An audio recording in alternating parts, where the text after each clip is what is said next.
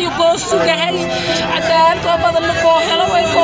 oo kala horan waay tan kadar aka aragayta walaalayaal oo reer koonfur galbeed reer digil iyo miriflow